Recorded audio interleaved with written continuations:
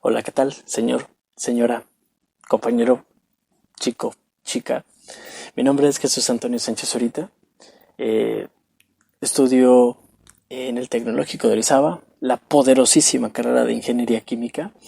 Y este es un nuevo experimento que intento hacer. Es algo totalmente novedoso para mí. Esto es mi nuevo podcast. Claro que sí. Muchas gracias, gracias.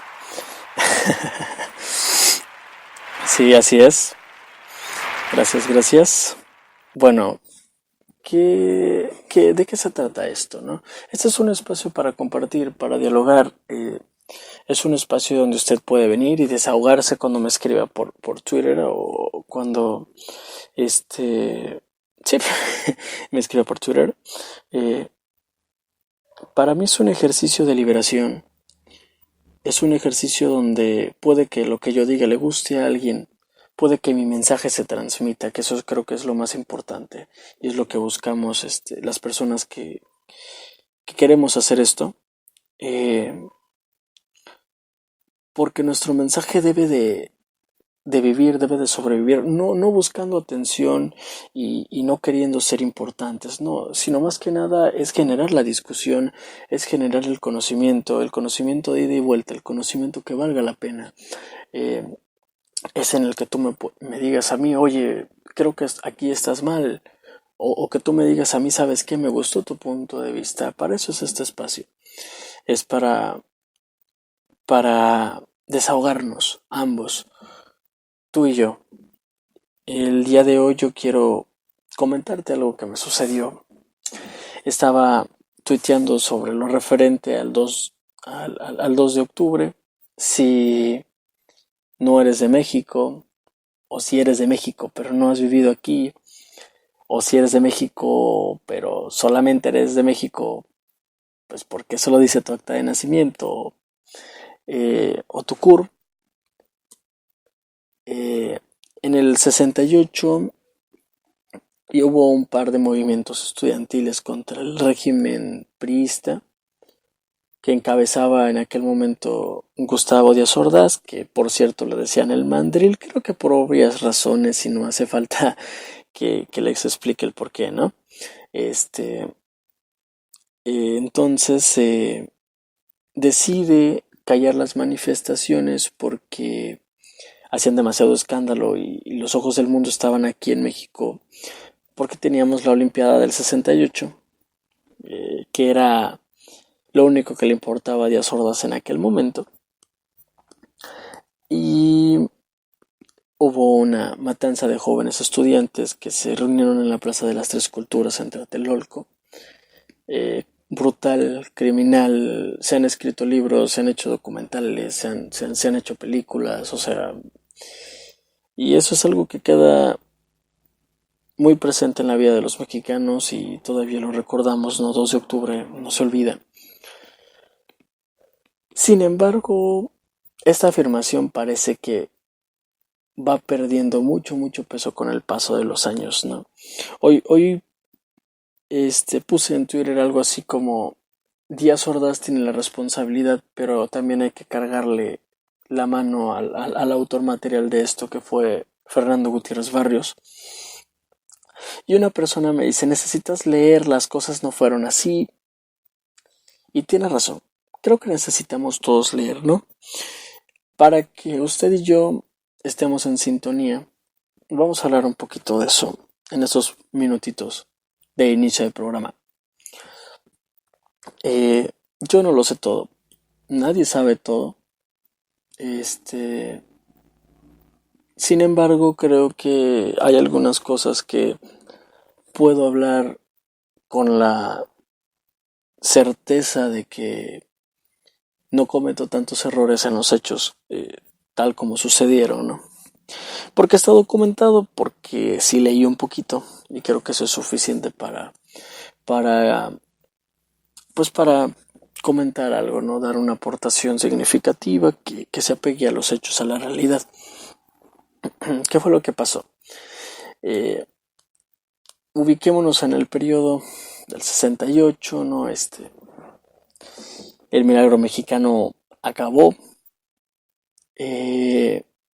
Había diferencias y brechas enormes entre los ricos y los pobres, entre los de arriba y los de abajo, pero abismales, era una cosa terrible. La gente estaba ya cansada del PRI, los estudiantes estaban ya cansados del régimen. En mayo del mismo año los estudiantes parisinos se manifestaron en las calles y contra De Gaulle. Fue una movilización tremenda en París. En aquel entonces se estructuraba en París, vamos a hacer un paréntesis para contextualizar. En aquel entonces París vivía fuertemente una,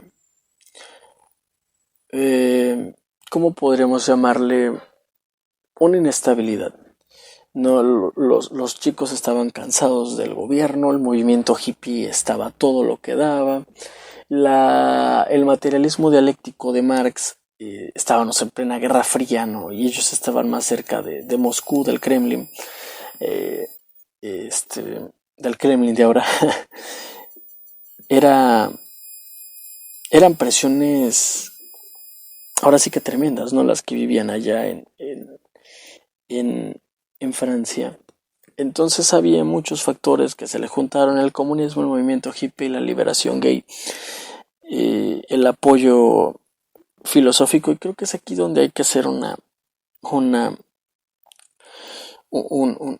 pleno énfasis, ¿no? Un subrayado con rojo para que se vea siempre. En aquel momento la filosofía francesa estaba en un esplendor tremendísimo.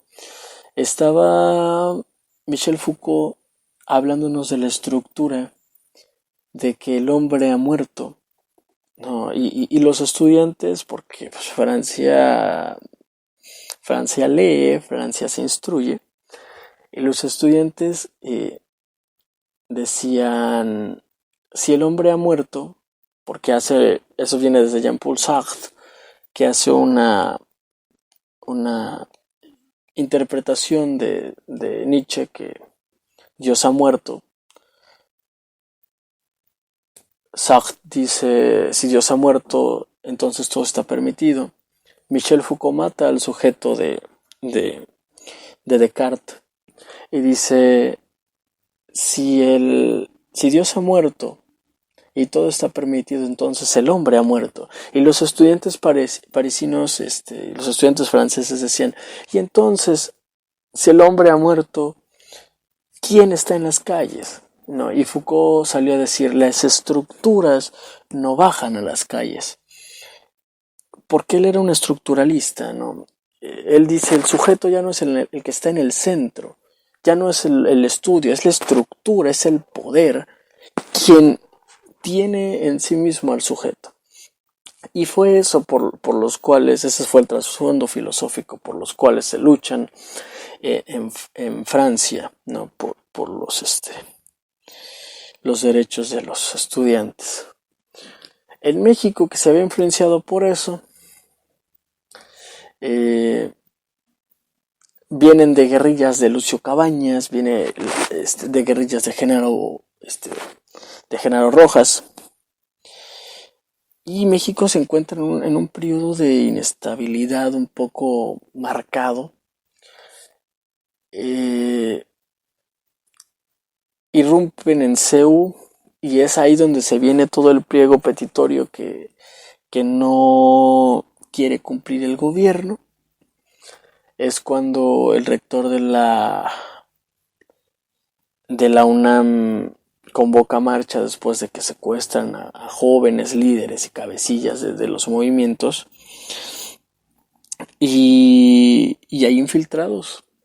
En aquel momento existía una disputa por la simpatía de Díaz Ordaz entre el exregente de la Ciudad de México, que ahora es Ciudad de México, Corona de Rosal, y el jefe de la policía secreta, que era este señor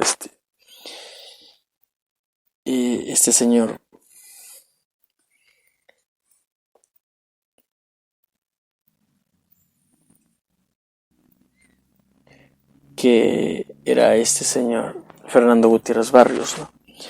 Y como ya era demasiada la presión que sentía el gobierno, ya no podía el gobierno dialogar. Del gobierno hablo del ex regente, ya no podía dialogar con el rector de la UNAM, que había cambiado de parecer, de estar en contra de las manifestaciones de los muchachos a estar a favor. El señor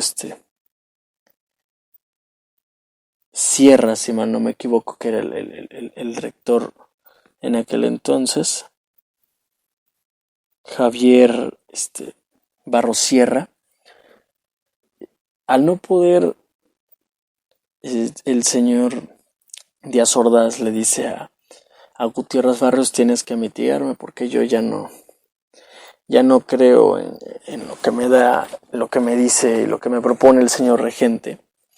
Y a Gutiérrez Barrios se le hace fácil crear disturbios y mandar a matar a los muchachos. En México ya no recordamos eso, no queremos recordarlo, no queremos saberlo, o no lo queremos. Porque para muchos Gutiérrez Barrios fue un ídolo. Fue como Fidel Velázquez, otro dinosaurio, ¿no? El caso es que en México se está convirtiendo en algo desastroso. La historia ahora nos las cuentan quienes ganaron. La historia nos la cuentan quien las triunfaron, quién la triunfó, quién ganó. Y no las cuentan como les conviene. E intentan enterrar muchas cosas. Y muchas cosas que no se quiere decir. Y parece que olvidamos todo. La pregunta de hoy es: ¿de verdad el 2 de octubre no se olvida?